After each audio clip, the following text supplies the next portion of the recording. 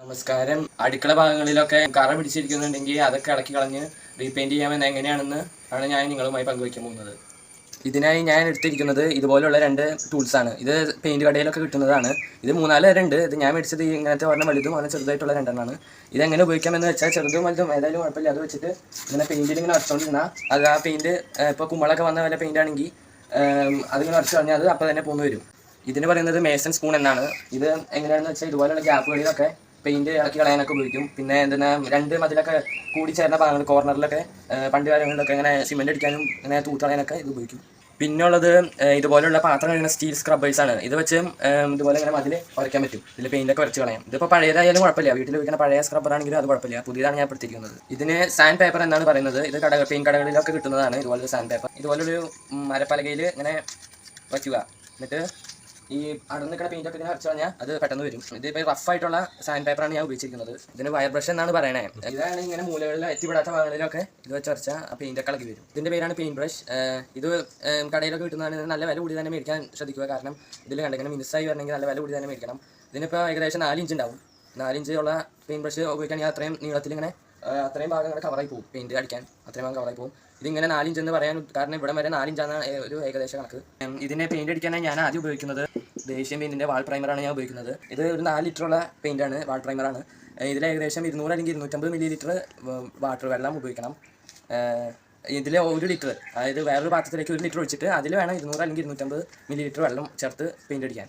അപ്പോൾ അതിനനുസരിച്ചുള്ള ഇതുണ്ടാവും. അതായത് ഇപ്പോൾ ബ്രഷ് എടുക്കുകയാണെങ്കിൽ ഇതിൽ വേറൊരു പാത്രത്തിൽ ഒഴിച്ച് ഇങ്ങനെ മുക്കി എടുക്കുമ്പോൾ അതിൻ്റെ ആ ഒരു കട്ടിയൊക്കെ മനസ്സിലാകുമ്പോൾ നമുക്ക് മനസ്സിലാവും എത്ര മതി, വെള്ളം എത്ര ചേർത്താൽ മതിയോ എന്ന് മനസ്സിലാവും.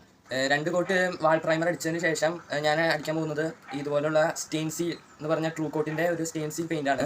ഇത് എന്തിനാ ഉപയോഗിക്കുന്നതെന്ന് വെച്ചാൽ അടുക്കളയിലൊക്കെ ഇങ്ങനെ പുകയുടെ കറകളൊക്കെ ഉണ്ടെങ്കിൽ അവിടെ മാത്രമായിട്ട് ഇങ്ങനെ തേച്ച് കൊടുത്താൽ അവിടെ പാടുകൾ വരാനുള്ള ഒരു സാധ്യത കുറയും. അതാണ് ഇതിൻ്റെ സവിശേഷത. 2 കോട്ട് അടിക്കണം. 1 ലിറ്റർ സ്റ്റെയിൻസീലിൻ്റെ ഇതിൽ 200 ml വെള്ളമാണ് ചേർക്കേണ്ടത്. സ്റ്റെയിൻസീൽ അടിച്ചതിന് ശേഷം ഒരു 2-3 മണിക്കൂർ കഴിഞ്ഞിട്ട് ഉണങ്ങിയതിന് ശേഷം ഈ ഏഷ്യൻ പെയിൻറ്റ്സിൻ്റെ അപ്പെക്സ് പെയിൻറ്റ് തേക്കുക. ഇതൊരു 2 കോട്ട് അടിക്കണം. 1 ലിറ്ററിന് 200 മില്ലി ലിറ്ററാണ് വെള്ളം ചേർക്കേണ്ടത്. ഇതിൻ്റെ ഉള്ളിൽ നമ്മൾ കടയിൽ ചെല്ലുമ്പോൾ വെള്ള കളറായിരിക്കും ഉണ്ടാവുക. അവരത് മെഷീനിൽ കയറ്റി നമുക്ക് വേണ്ട കളറിൽ ഇവർ കളർ ചേർത്ത് അവർ നമുക്ക് തരുന്നതാണ്.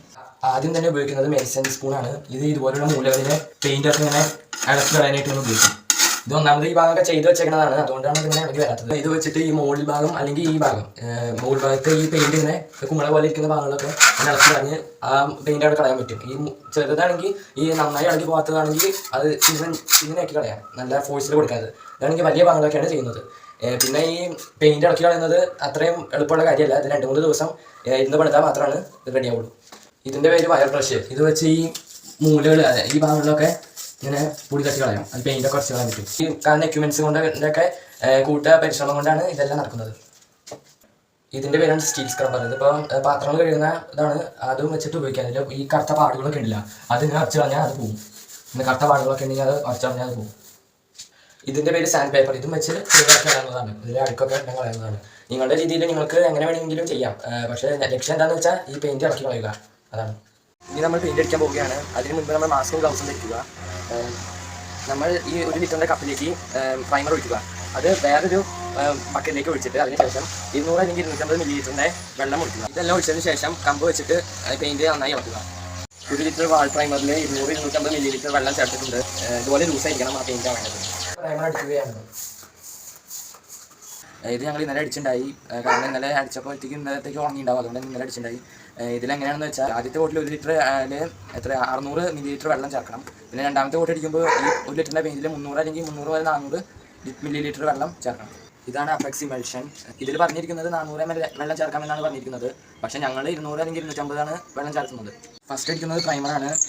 ഇതിൽ പറഞ്ഞിരിക്കുന്നത് 1:1 അളവിലാണ് പെയിൻറ്റ് ചേർക്കുന്നത്. അതായത് 1 ലിറ്റർ പെയിൻറ്റിൽ 1 ലിറ്റർ വെള്ളം ചേർക്കാമെന്നാണ് പറഞ്ഞിരിക്കുന്നത്. 1 ലിറ്റർ പെയിൻറ്റിൽ 250 അല്ലെങ്കിൽ 300 മില്ലി ലിറ്റർ വെള്ളമാണ് ചേർത്തിരിക്കുന്നത്. നമ്മളിപ്പോൾ എല്ലാം കൂട്ടിടിച്ച് വൃത്തിയാക്കി വെച്ചിട്ടുണ്ട്. ആദ്യം തന്നെ നമ്മൾ സ്ക്രബ്ബറും സാൻഡ് പേപ്പർ പോലുള്ള സാധനങ്ങൾ ഉപയോഗിച്ച് ആദ്യം ഉണ്ടായിരുന്ന കറകളെല്ലാം തൂത്ത് കളഞ്ഞു. കറകൾ പെയിൻറ്റ് ഉണക്കി കിടക്കുന്ന പെയിൻറ്റൊക്കെ കളഞ്ഞു.